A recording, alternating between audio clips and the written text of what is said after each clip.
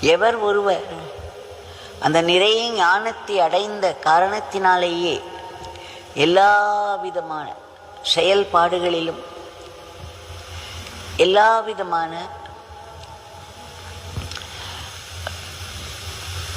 கலைகளிலும் விஞ்ஞானத்திலும் நிறைநிலை அடைந்தவராக, அவரால் செய்ய முடியாதது என்பதே கிடையாது. அதைத்தான் அவர் அப்படி சொல்கிறார். எதை அறிந்தால் எல்லாம் அறிந்தவராகிறார் என்பது உபனிஷத் வாக்கு.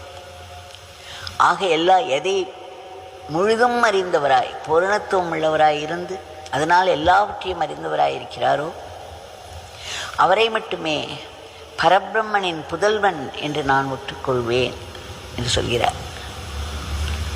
ஆக இந்த ஒரு நிறை ஞானியினுடைய நிறை நிலையை பற்றி